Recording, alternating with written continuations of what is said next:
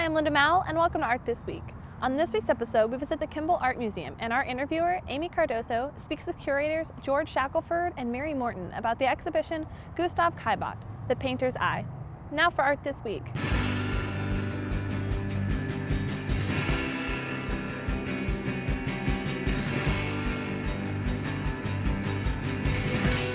My name is Amy Cardoso. I'm here at the Kimball Art Museum talking to George Shackelford, who's the deputy director here, as well as the co-curator for this exhibit, Caillebotte, Painter's Eye. Thank you so much for joining us. My pleasure. So Gustave Caillebotte has been looked at very differently over the past 130 years or so. And in about the last 50 years, he's actually kind of been looked at, and his art has been looked at in its own right. As well as with other impressionists. It's true. Can you tell us a little bit about this kind of evolution, and then how are we viewing his work today? Sure. I think the main thing to remember is that Caillebotte didn't sell very much during his lifetime, so that when he died, the vast majority of his works were still in his own hands. There wasn't really a market for selling them, and the family didn't need to sell them. They were rich. They didn't have to sell to live. And so his work stayed out of the public eye until in the 1960s, the Art Institute of Chicago bought the most famous painting by Caillebotte, the one that everybody knows, even if they don't know his name. Right. Paris Street, Rainy Day. I just have to say, umbrellas, man and woman, a street behind them. Everybody knows exactly what I'm talking about. So that painting came on the scene, if you will, in America, and everybody saw it. And there began to be a little trickle of an interest in Caillebotte, and a real sort of, and it grew. And then in 1976, the Museum of Fine Arts down in Houston, Texas, organized a fantastic retrospective of his art, the first one really in modern times. And since then, he has been recognized as one of the great figures of Impressionism, where a generation before he wasn't. Museums bought paintings by him. The Kimball Art Museum bought in the early 1980s, bought a great picture, maybe one of his most beautiful. And so he's come to be thought of as one of the great figures of the group. And yet, nowhere in the world can you see Caillebotte in any depth. Mm-hmm. The museum richest in his paintings in Paris only has 4. And you can't see Caillebotte and learn about him except by coming to a show like this one. So the catalog discusses a little bit about his early life, before the Sure. Impressionist shows. Can you give us a little bit about what we do know about that time? Right. We don't know a lot about anything personal about Caillebotte. Mm-hmm. That's one of the areas in which it just seems to be almost a blank page. We do know a number of details about it. He was born into a family where his father had become a very successful businessman. He had made a fortune in selling cuts to the French army, and really parlayed that into a great fortune in real estate speculation and property development. So Caillebotte literally lived off of his rents, as the old French phrase goes, and he was. He wasn't given too much opposition at the notice of becoming an artist. And they sent him off to art school. He went to the École des Beaux-Arts. He studied with a very famous painter of his day, Léon Bonnat, and got the training that he needed to be able to paint the paintings that launched his career, which are an interesting mix of classic, beautifully trained drawing and a new interest in painting light and modern subject matter, and then an absolute insistence on recording that is to say our point of view, really insisting again and again that you pay attention to where you are and how you're looking at what's in his painting. Mm-hmm. So the street life and interior scenes in many of Caillebotte's work, they show a vibrant industrial and contemporary Paris. Sure. Can you expand on this idea that Caillebotte was painting Paris at its time of kind of radical transformation? Oh, absolutely. The Paris that's famous to tourists now, the long streets with their uniform buildings, the big, fountains at one end and a huge major building at the other. Most of that is an invention of the 19th century, and it really happened during Caillebotte's youth. So that from the 1850s until the mid-1870s, there is this very concerted effort to expand Paris and to make it a more regularized city, to get a better public organization of the streets, to move from the Paris of the Middle Ages to the Paris of modern times. And this movement in history was accompanied by a movement in art and in literature, where painters like Manet and Degas and Monet, and writers like Zola, for instance, or Guy de Maupassant, insisted on painting things that were modern and real and about the city of Paris. And Caillebotte slotted perfectly into that idea. Already it was part of his youth, and his father had been involved in the business of making this new Paris. He lived in it. And so it was, he's painting basically either his apartment, the street outside his apartment, the street where he goes on a walk, or the view outside his own window. And it's a world that's very personal, and yet it is vibrantly public and urban in a sense, you know, walking down the street and seeing people that you don't know and painting a picture of them, you know, painting a picture in which you know you don't know them. It's that you're encountering someone who is unknown to you, and that's a very modern and specifically urban idea for 1875, 76, 77. In walking through this exhibition, his hand is very different than other Impressionists. Absolutely. Can you talk about the idea of why his viewpoint was so different, and how a lot of these works have very different perspectives than other works we see by Impressionists? It's so true. I mean, I think the closest parallel that we have in works by other Impressionists are the times when Degas will, for instance, go up into a box at the theater and look down onto a dancer. Thus we have at the same time Caillebotte going up to a window in his house and leaning out and painting the man on the street 2 floors below. That's the kind of parallel that we get. But he's almost relentless in his insistence on making it clear where you are, so that he goes up to top floors to look down.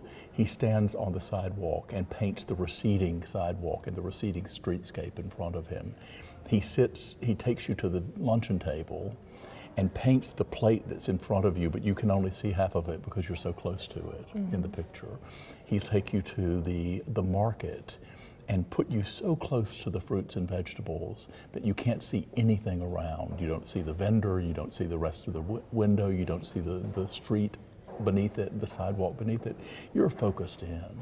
So again and again, you're made aware of where you are.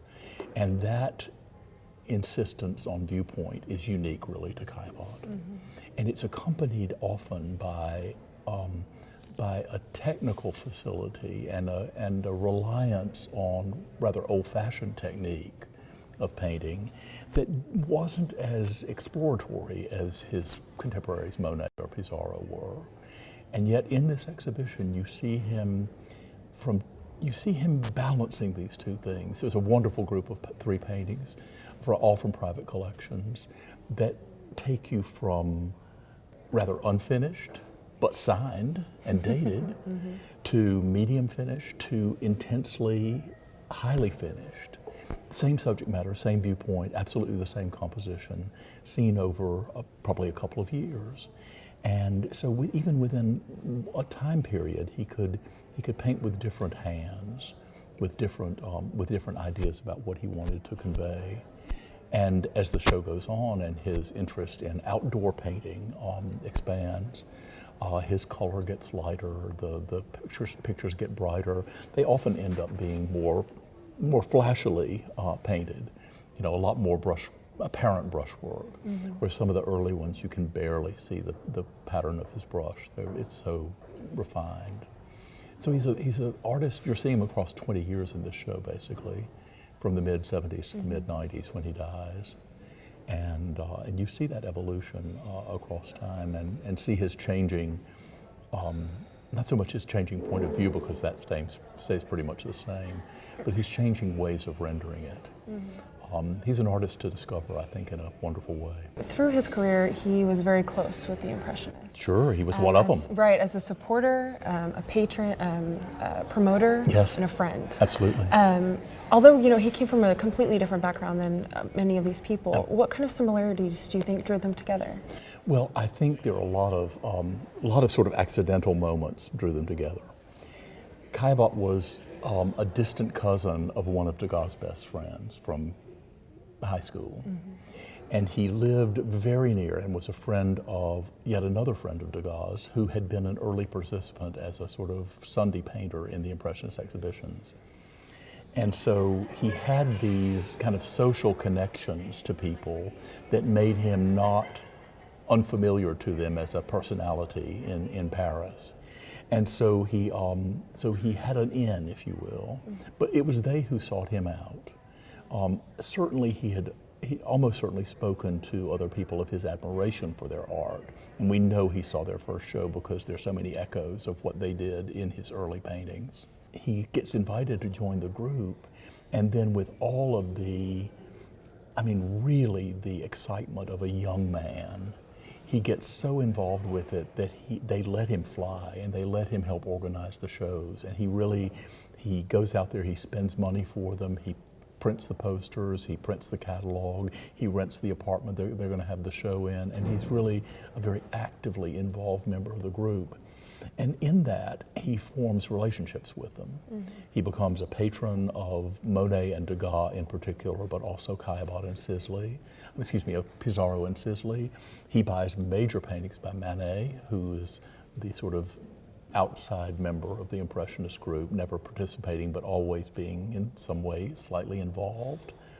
And he becomes therefore really a key member of the sort of set. And yet after his death, it's as if he gets forgotten about. Mm-hmm. And he's known only at that point as having bequeathed the first great Impressionist paintings to the French state. Mm-hmm. And they include fantastic scenes of ballet dancers by Degas, Monet's picture of the Gare Saint-Lazare that he painted while Caillebotte was painting his studio rent. Manet's great On the Balcony, which was just here in Fort Worth last year. Mm-hmm. Painting after painting of great consequence. Renoirs, Pissarros, Sisley's, you name it. And he helped those artists out by buying their works. And then he helped everybody out by giving them to the government and making them the sort of nucleus of the greatest collection of Impressionism in the world at the Musée d'Orsay. So you mentioned that he was collecting these works yes. and buying these people's works. How else was he helping them along? Well, sometimes the two went hand in glove because he lent Monet's his main, the main source of the main destination for his finances, I would say. He would lend Monet 100 francs here, 100 francs there, 100 francs, a month later. He paid Monet's rent on the studio, as I said, while he was painting the pictures of the train station. And he would sometimes then he would get paid back by Monet simply giving him a few canvases. Mm-hmm. So it wasn't like he was necessarily going out and saying, I'll take that. It was, he was getting reimbursed in artwork rather than in cash. And so he formed a collection in part in that way.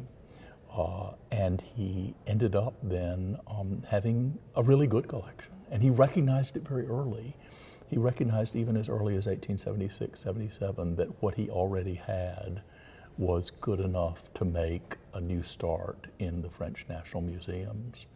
And so he wrote his will at a very young age. It didn't come to pass for 20 years. Mm-hmm. But he was intent that his friends would be shown forever, permanently, as part of the national heritage. Well, thank you so much for joining us. Oh, thanks for coming. Yeah.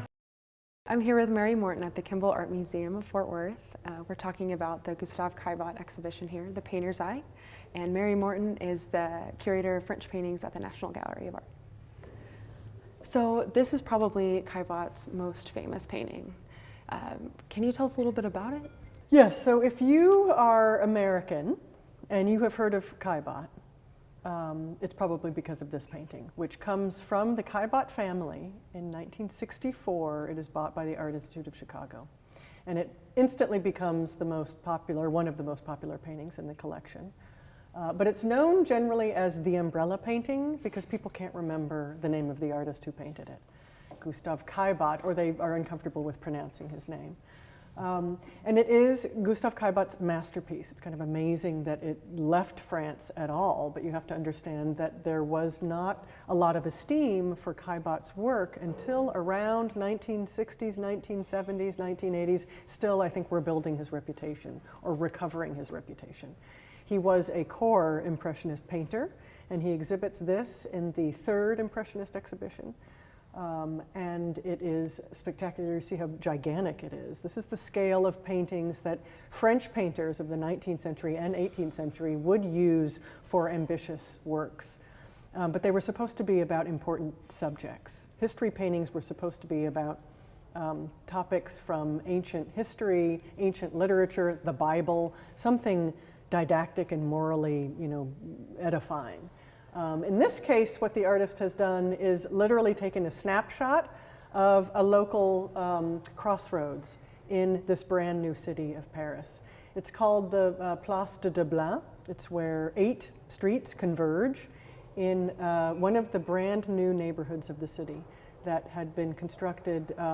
This is an urban renewal project that begins in the 1850s and goes into the 1870s, during which the city of Paris is transformed from essentially a medieval city into a modern metropolis, the modern metropolis, and really the capital of modernity globally. That all happens right at this moment, and this is what has so inspired this artist to picture it on this scale. So what you see is, all newly laid streets and nice, crisply inserted sidewalks. The facades of these brand new buildings that are actually called Haussmannian buildings after the urban planner who organized all of this. All of these people dressed in the sort of uniform of good middle class people, and all of them holding the umbrella. And this is an English import, these mass-produced steel-framed umbrellas. They've all gone to the same department store and bought, this single model. So there's this sort of reference to mass production and modernity and a kind of uniformity, perhaps, to this state that these people find themselves in Paris in the 1870s, which is really called, the state that they're in is called modernity. And he's answering a cry among sort of avant-garde critics and artists to picture this thing called modernity and picture modern life, as opposed to going back to the Bible or back to some heroic moment in French history. Instead, there's a call for ambitious artists to turn to the present. And this is something that is very familiar to us, artists depicting their contemporary experience. But it is new in the 1870s. In fact, this is really what Impressionism is all about. It's about the turn by ambitious artists away from the past to the present and to the future. Now, during the walkthrough, you talked about this idea that he possibly used something called a camera lucidia. Yes, camera lucida. Yeah, it is an optical device. This is actually a device which was portable, and you could take it out to this little street corner and attach it to your sketch pad, and it comes up on an arm, and there's a kind of prism that projects an image, which is the image that's in front of you, onto the piece of paper, and then you can sketch that. There is a drawing that looks like it might have been produced using this camera lucida that the Art Institute of Chicago bought, actually, and we've been studying this and trying to figure it out. The drawing has a kind of sketch of this place, and if you project this drawing on this painting, you see that basically the lines are exact. But then he went over it in the studio with a ruler, Caillebotte, and reinforced some of these more dramatic orthogonals and receding perspectival sort of plunging boulevards and lines in order, I think, to create a real visual drama, which when you stand in front of this oversized painting, I think you can't help but feel. I mean, it really pulls you in, and the idea for Caillebotte was to transport the visitor at this Impressionist exhibition to this place. And I actually visited this place in the summer again. I had been there before, but I went back having steeped in Caillebotte. And it is a strange place. I mean, it really is this place which, again, was all brand new as of this moment. Within the preceding couple of years, this had all been laid in. But you have these streets converging on this little place. It's a dramatic place, and there isn't any other like it in Paris. So I think he's being very specific about the location that he's chosen to present as this kind of manifesto of modernism and modernity in the third Impressionist exhibition in 1877. So we're standing in front of On the Pont de l'Europe. Yep, Excuse me. And this is another very important piece by Caillebotte. And it was never shown publicly during his lifetime, and I read that there are a couple different reasons why that may be. Could you give us some insight on that? Well, yeah, I mean, it's a spectacular painting. I mean, it's so accomplished and really kind of unique in the artist's oeuvre in its radicalism, the way that he's created a space that's so shallow, using these iron girders converging. And there's just enough space for these three men, two of whom are sort of walking, and one has paused to look at the spectacle of modernity, i.e. the rail yards of the Gare Saint-Lazare, which was the busiest train station in Paris. And he's transfixed. I mean, he really is. But it's extraordinary. It's almost monochromatic. Mm-hmm. It relates certainly to another painting that was exhibited at the third Impressionist show called The Pont de l'Europe, the Geneva version. But, you know, it's possible, and in the catalog there's a whole essay that really attempts to position this painting in the oeuvre. It's possible that he felt that it was a little too radical for public exhibition, that people really just wouldn't get it. And so it's not signed or dated. It relates certainly to a series that Monet is doing at the same time of visual meditations on the Gare Saint-Lazare. And Caillebotte, in fact, owned a couple of those paintings. So we think that it might have been painted around the time, and we know when Monet did his series, which is sort of 76, 77. We think it might have been around that time. Could have been later. Doubtful that it would have been earlier in its sort of advanced nature. But it's one of the mysteries. There's so much that's not known about this painter. One of the great surprises for me personally, and I've known this painting for a long time, was to bring it into the context of his oeuvre and see how radical and singular it is. Mm-hmm. I've always thought it was an important painting, but now I realize it's one of the most important in Caillebotte's oeuvre. You know, and again, and there is this way in which he would do something highly experimental and radical like this, and then not again. I mean, there is no other picture that he does that's exactly like this, which again makes it difficult to date it. We want to thank George and Mary for speaking with us. For more information on the exhibition, go to kimballart.org. That's it for Art This Week. Thanks for watching.